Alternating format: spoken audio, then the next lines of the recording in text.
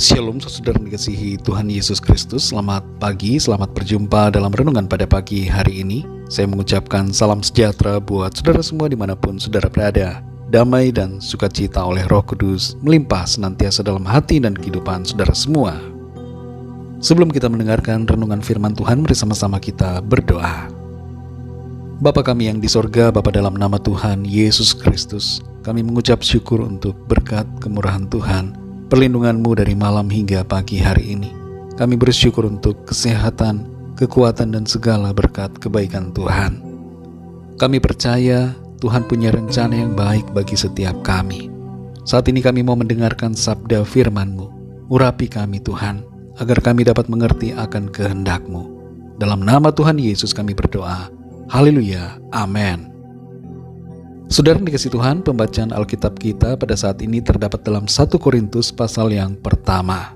Saudara dapat membacanya secara pribadi setelah mendengarkan renungan ini. Saya akan membaca 1 Korintus 1 ayat 27-31. Tertulis demikian. Tetapi apa yang bodoh bagi dunia, dipilih Allah untuk memalukan orang-orang yang berhikmat. Dan apa yang lemah bagi dunia, dipilih Allah untuk memalukan apa yang kuat. Dan apa yang tidak terpandang dan yang hina bagi dunia, dipilih Allah, bahkan apa yang tidak berarti, dipilih Allah untuk meniadakan apa yang berarti. Supaya jangan ada seorang manusia pun yang memegahkan diri di hadapan Allah.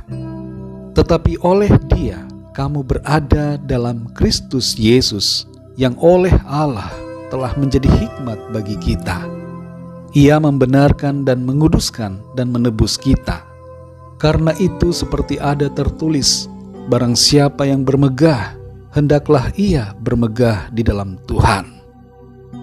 Saudara yang dikasihi Tuhan, Musa adalah orang yang gagap, tidak lancar berbicara, dan akan nampak bodoh ketika berkata-kata. Saat ia dipanggil Tuhan untuk melayani, Musa berkata bahwa ia berat lidah, bicara lambat dan tidak lancar. Tapi walaupun Musa punya kekurangan yang demikian, Tuhan memakainya menjadi alat yang menyatakan kemuliaannya kepada orang-orang Mesir yang tidak percaya kepada Tuhan. Petrus, salah seorang murid Tuhan Yesus, adalah seorang nelayan yang biasa, tidak berpendidikan, tidak punya latar belakang akademis, dan tidak pandai berbicara. Tapi Tuhan memakainya dengan penuh kuasa untuk menyatakan hikmat dan kemuliaan Tuhan kepada dunia. Siapapun kita, dengan kekurangan yang mungkin kita pikir terlalu besar, bukan menjadi suatu masalah untuk dapat dipakai Tuhan. Dalam 1 Korintus 1 ayat 27-31 ini tertulis, tetapi apa yang bodoh bagi dunia, dipilih Allah untuk memalukan orang-orang yang berhikmat. Dan apa yang lemah bagi dunia, dipilih Allah untuk memalukan apa yang kuat. Dan apa yang tidak terpandang dan yang hina bagi dunia, dipilih Allah, bahkan apa yang tidak berarti, dipilih Allah untuk meniadakan apa yang berarti. Supaya jangan ada seorang manusia pun yang memegahkan diri di hadapan Allah. Jelas sekali di sini dinyatakan bahwa Tuhan Allah yang Maha Kuasa, sumber segala hikmat dan sumber segala pengetahuan, dapat memakai orang-orang yang bodoh, yang lemah dan yang tidak terpandang, serta yang hina dan yang tidak berarti, untuk melakukan perkara-perkara yang hebat, yang mempermuliakan nama Tuhan. Hal ini mengandung arti bahwa Tuhan dapat memakai kita semua. Tuhan dapat memakai saudara dan saya dengan segala keterbatasan yang kita miliki untuk melayani dan melakukan tugas pelayanan dan panggilannya.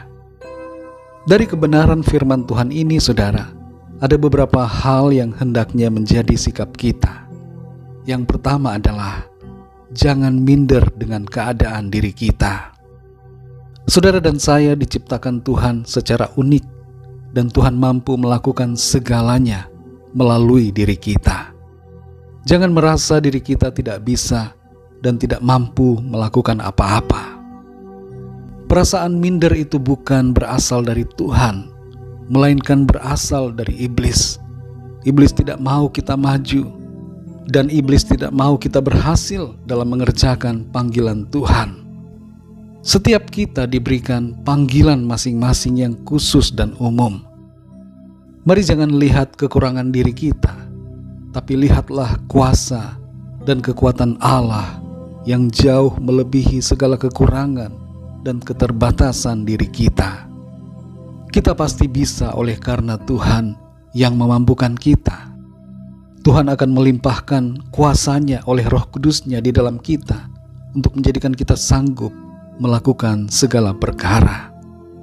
Yang kedua, saudara, bersedialah untuk dipakai Tuhan.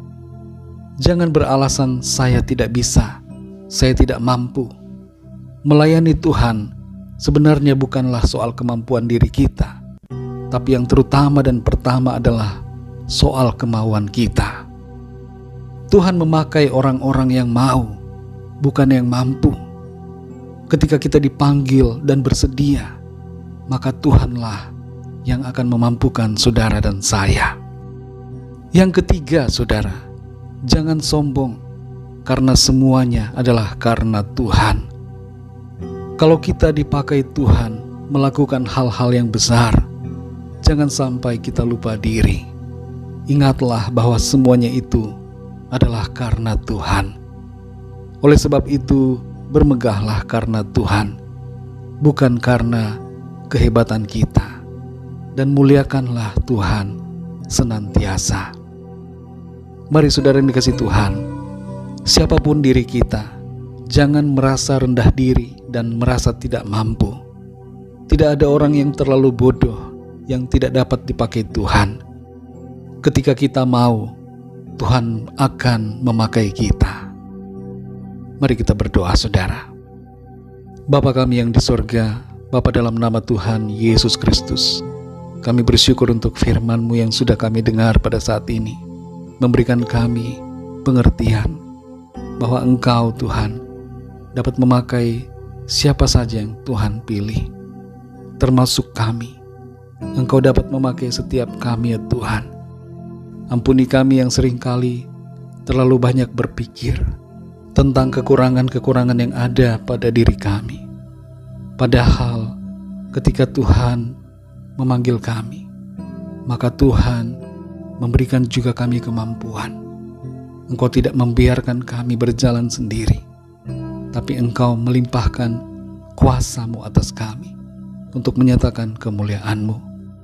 Ajar kami, Tuhan, untuk memiliki hati yang rela, bersedia untuk dipakai Tuhan. Kami mau serahkan kehidupan kami untuk Engkau pakai, dan kami mau melayani Engkau, ya Bapa. Terima kasih untuk firman-Mu. Berbicara terus kepada kami, ya Roh Kudus. Kami mau hidup di dalam kebenaran-Mu, Tuhan. Berkatilah kami di sepanjang hari ini. Pimpin kami dalam segala aktivitas kami. Kami berdoa bagi yang sakit dan dalam pergumulan, agar kuasa Tuhan tercurah, menjamah dan menyembuhkan, serta memberikan pertolongan-Mu bagi setiap kami. Kami yakin kami alami kemenangan, kami alami sukacita dan berkat Tuhan. Terima kasih, ya Bapa. Hanya dalam nama-Mu yang kudus, nama Tuhan Yesus Kristus, kami sudah berdoa dan mengucap syukur. Haleluya. Mari sama-sama kita berdoa doa Bapa kami. Bapa kami yang di sorga, dikuduskanlah nama-Mu, datanglah kerajaan-Mu, jadilah kehendak-Mu di bumi seperti di sorga. Berikanlah kami pada hari ini makanan kami yang secukupnya, dan ampunilah kami akan kesalahan kami, seperti kami pun mengampuni orang yang bersalah kepada kami. Dan janganlah membawa kami ke dalam pencobaan, tetapi lepaskanlah kami daripada yang jahat, karena Engkaulah yang punya kerajaan, dan kuasa dan kemuliaan, sampai selama-lamanya. Amin. Terimalah berkat Tuhan. Tuhan memberkati engkau dan melindungi engkau. Tuhan menyinari engkau dengan wajah-Nya dan memberikan kasih karunia. Tuhan menghadapkan wajah-Nya kepadamu dan memberikan damai sejahtera. Berkat anugerah dari Bapa Surgawi, cinta kasih karunia dari Tuhan Yesus Kristus, dalam persekutuan dan penghiburan Roh Kudus, menyertai saudara semua, sekarang ini dan sampai selama-lamanya. dalam berkat nama Tuhan Yesus Kristus. Haleluya. Amin. Puji Tuhan, saudara yang dikasihi Tuhan. Saya percaya firman Tuhan menjadi berkat dan kekuatan buat saudara semua. Dan Roh Kudus akan menolong saudara untuk lebih lagi memahami kebenaran firman Tuhan. Tuhan Yesus memberkati saudara semua. Sampai jumpa dalam renungan yang berikutnya. Haleluya.